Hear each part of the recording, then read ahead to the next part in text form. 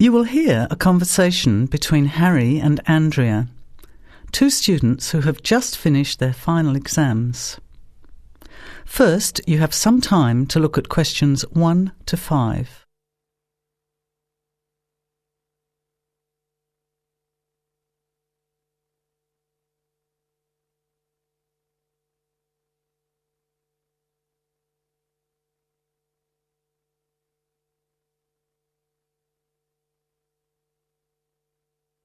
Notice that an example has been done for you. This time only, the conversation relating to the example will be played first. Hi, Andrea. How are you feeling now that exams are over? It's fantastic to have finished, isn't it? And to sleep in every morning. What about you? The student is happy to have finished exams, so you circle B. Now, let's begin. Answer the questions as you listen. You will not hear the recording a second time. Listen carefully to the conversation and answer questions 1 to 5. Hi, Andrea. How are you feeling now that exams are over? It's fantastic to have finished, isn't it? And to sleep in every morning. What about you? Well, I've been catching up on sleep too, but I've got a lot to do before I leave for England. Perhaps you could give me some advice. I've got a lot of things I can't possibly take back with me, but I don't know what to do with them. Well, it depends on what sort of things they are and whether you're thinking of giving them away or selling them. Well, almost everything. Furniture, the fridge and other kitchen stuff that I bought from the previous tenant. But the new people have already got what they need, so they're not interested in buying stuff from me. I can't afford to give it away, but I'm not sure how to sell it all. Oh, and there are some clothes and books as well. Why can't you take them? The books are really heavy. It's so expensive if you exceed the airline baggage allowance. And the clothes just won't all fit in my suitcase. It's amazing how much stuff I've accumulated since I've been here. Anyway, I don't think I'll need as many summer clothes in England as I have here in Australia. I see. Well, there are several alternatives. First of all, you could put up notices around the university about the books. You know, on the notice boards in the Student Union building and in the economics department. Anywhere second and third year students will see them. People are always keen to buy cheap textbooks. OK, what should I say on the notices? Just put the titles, authors and price you want, your name of course, and maybe put your phone number on those little tear-off tags. That's a good idea. And what about the furniture? You could try doing the same thing, but usually students are away all summer, so they don't want to buy furniture now. Another place to try might be a second-hand shop. Someone from the shop will usually come around and give you a free quote, and then you can decide. But you don't usually get much money for that sort of stuff. Before you hear the rest of the conversation, you have some time to look at questions 6 to 10.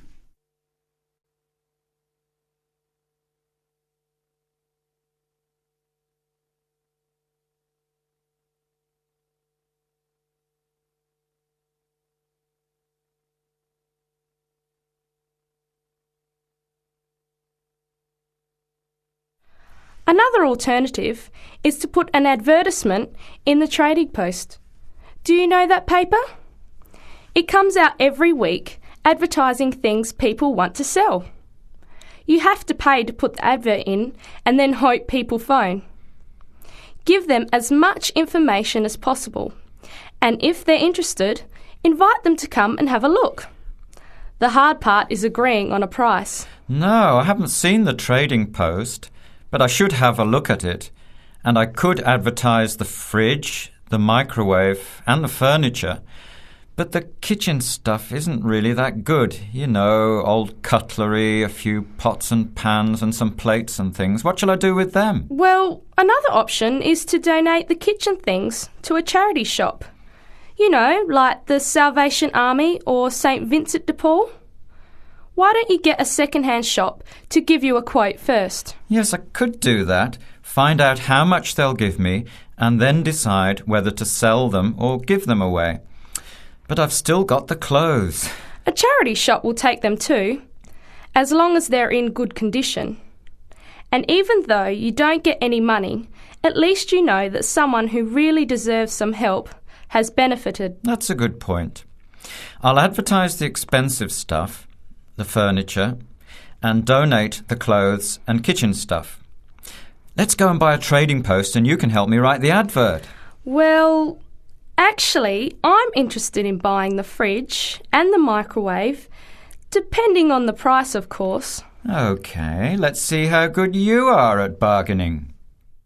That is the end of section 1. You have half a minute to check your answers.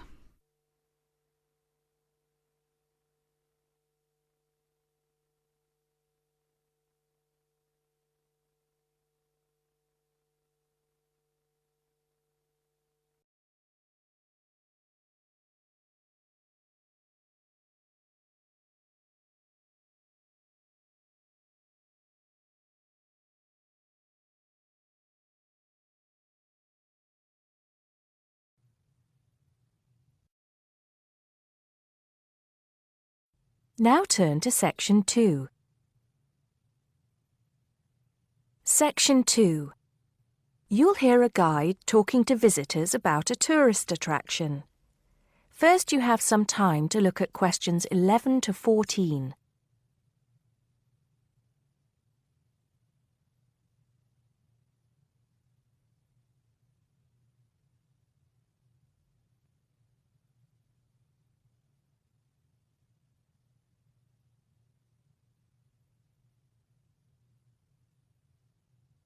Now listen carefully and answer questions 11 to 14. Good morning, everybody. Welcome to the Roman Baths. My name's Amanda, and I'm your guide for today. Before we begin the tour, I'd like to point out that we have child carriers, free of charge, of course, for those of you with young children, and I can see that there are 1 or 2 of you here this morning. It might make things a bit easier for you than using a pushchair. If you don't want to carry your coats and bags around with you, there is a cloakroom behind reception where they'll be quite safe. Also, should anyone want to use the bathroom, there's one here in the reception hall, opposite the ticket office, and another one by the shop where we end our tour, right by the exit. Having mentioned the shop, I should tell you that it's full of interesting things for you to remember your visit by. Posters, postcards, replicas of the Gorgon's head, the Haruspex stone, and the statues that you'll be seeing on your tour. There are also games, books and videos for children and other souvenirs. Our first stop will be the terrace, where you will get your first view of the baths. Now, the statues that line the terrace here are of Roman emperors, governors of Britain, and various military leaders. These aren't from Roman times either. In fact, they were sculpted in 1894, especially for the grand opening of the baths in 1897. But what you can see from here is only a fraction of the whole Roman bath site, which stretches below ground level under the surrounding streets and squares of the town. While we're here on the terrace, getting our first look at the baths, let me fill you in on a bit of the history. This site, with its hot springs, has long been seen as a sacred place, and the first people to build here were the Celts, and the shrine they built was dedicated to the goddess Sulis. Of course, back in those days, they had no way of explaining how hot water came to be bubbling out of the ground, so they believed it to be the work of the gods. When the Romans came, they too built a temple here and dedicated it to their goddess, Minerva. Before you hear the rest of the talk, you have some time to look at questions 15 to 20.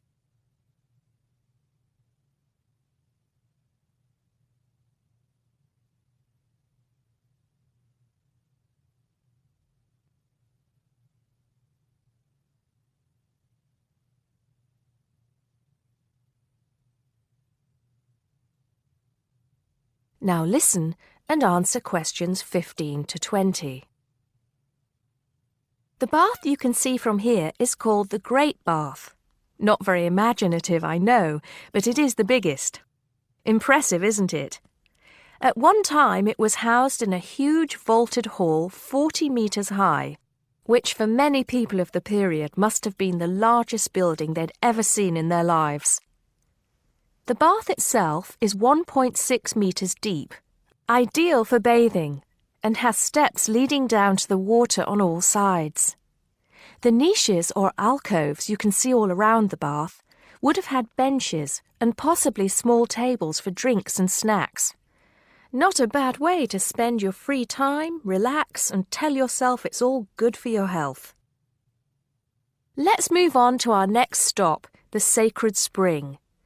This is the heart of the site, where the hot water bubbles up from the ground at a temperature of 46 degrees centigrade. The water comes up from a depth of between roughly 2,500 and 4,500 metres, where geothermal energy raises the water temperature to between 64 degrees and 96 degrees. Over 1 million litres of this hot water rise up here every day, and as well as being hot, the water is rich in minerals, and it was thought it would cure various ailments and illnesses. In fact, people came here from all over the Roman Empire to try out its healing powers. Before we take a look at the changing rooms and saunas, which are known as the East Baths, and the plunge pools and heated rooms of the west part of the bathhouse, we'll pass through the site of the temple and the temple courtyard. Here we are. This temple is one of only 2 known classical Roman temples in Britain. The other is the Temple of Claudius at Colchester. This temple is said to date from the late 1st century AD, being built between 60 and 70 AD. But the original temple has been knocked about and added to over the centuries, and what you can see here are just bits of the original temple. OK, shall we move on? That is the end of section 2. You now have half a minute to check your answers.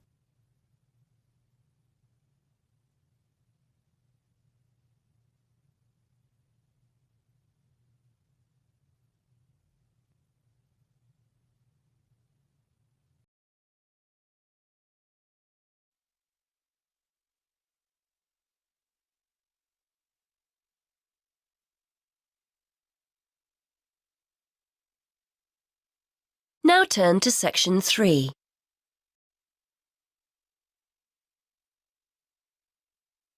Section 3. You will hear a conversation between a university tutor and a student about a jobs fair. First, you have some time to look at questions 21 to 23.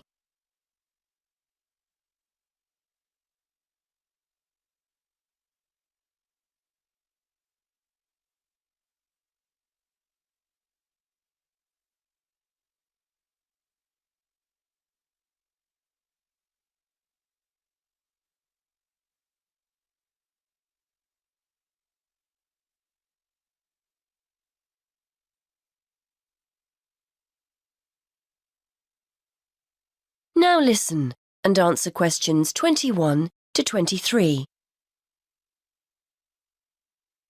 OK, Fergus, so we've looked at your assignment, which was OK. Now, before you go, you know about the jobs fair that's coming up, don't you? Yes, it's the week after next, isn't it? The whole week, is that right? That's right. Monday through to Friday.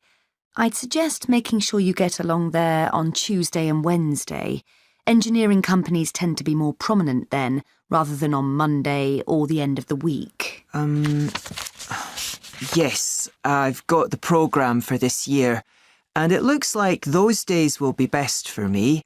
I'm only in my first year, so I'm not expecting too much from the day. But I've heard you can pick up some valuable ideas for career paths. Well, you've still got a few years here, I know, but it's never too soon to make a good impression on potential employers. You've got the programme, so do some research. Have a look at company websites so you've got the basis for a good conversation with the people on the stands. Before you hear more of the conversation, you have some time to look at questions 24 to 27.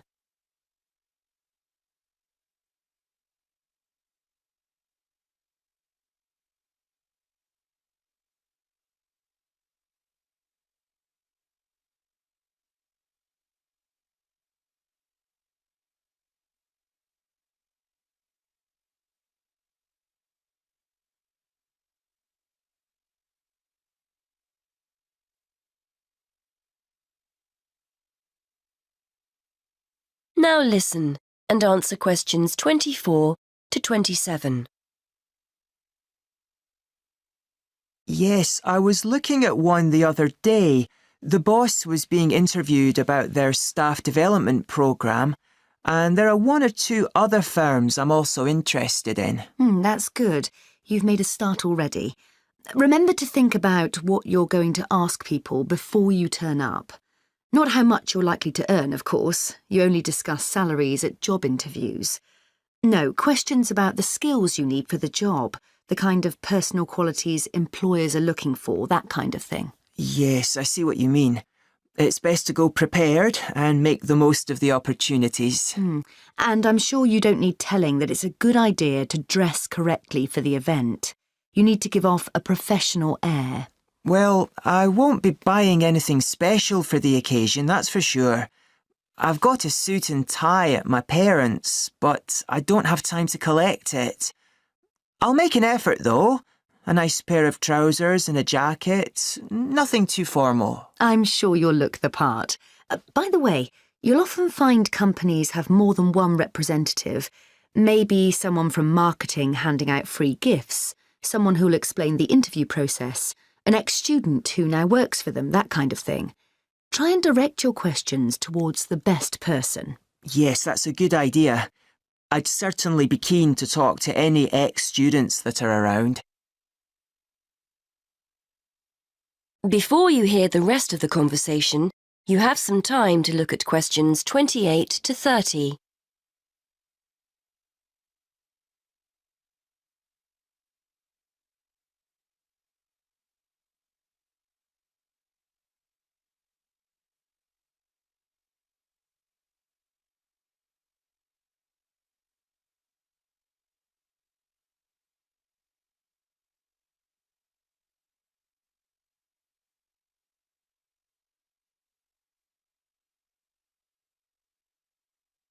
Now listen and answer questions 28 to 30.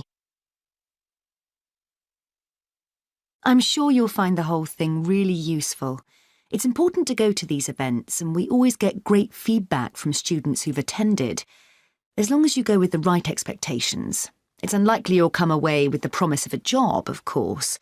It's more about discovering what companies are looking for in potential employees. Yes. Plus, they're a great opportunity to practice things like networking, meeting new people, talking about yourself and what you do. Do you know what I mean? Definitely, yes.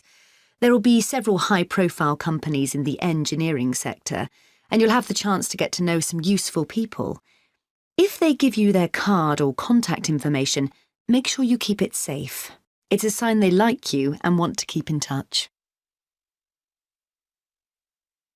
That is the end of section 3. You now have half a minute to check your answers.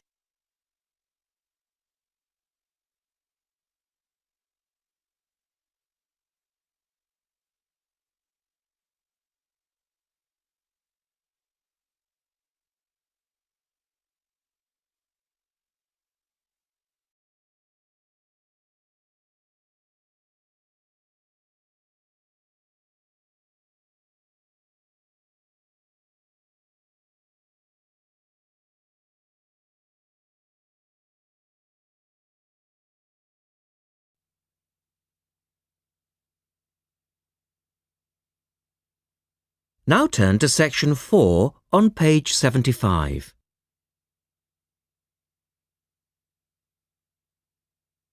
Test 3, section 4. you will hear Rebecca Bramwell, an artist and illustrator, giving advice on how to get your first job or commission as an artist. First, you have some time to look at questions 31 to 35.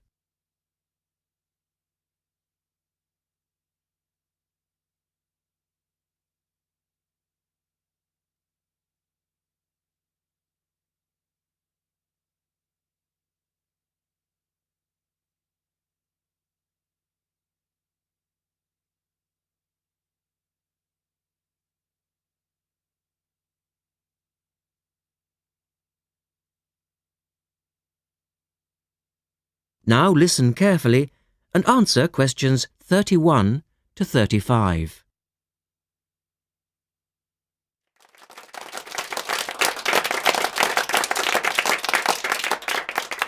I'd like to introduce Rebecca Bramwell, an artist and illustrator who has come along today to talk to you all about getting your first job or commission as an artist. Over to you, Rebecca.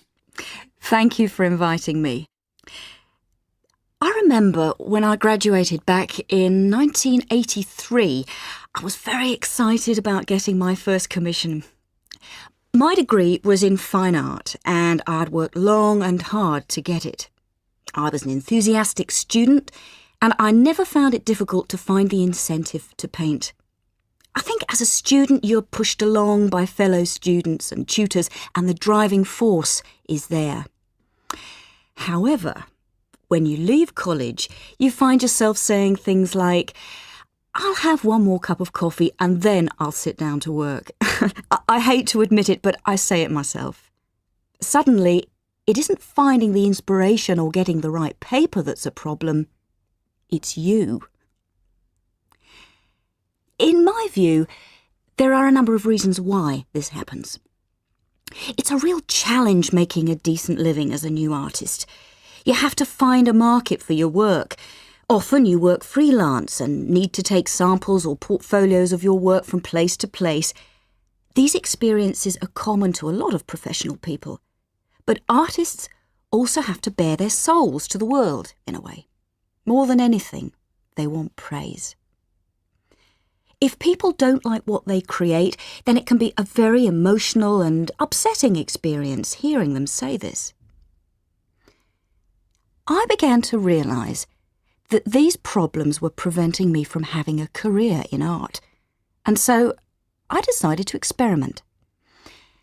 I was a painter, but I started to dabble in illustration, drawing pictures for books, cards, and this offered me the opportunity to become more emotionally detached from my work. I was no longer producing images from the heart, but developing images for a specified subject, taking a more practical approach. I began to develop a collection of my illustrations, which I put into a portfolio and started to carry around with me to show prospective clients and employers. But it was still tricky because publishers, for example, want to know that your drawings will reproduce well in a book. But without having had any work published, it's hard to prove this. Having a wonderful portfolio or a collection of original artwork is, of course, a first step. But what most potential clients would like to see is printed artwork, and without this evidence, they tend to hold back still when it comes to offering a contract. Look at questions 40.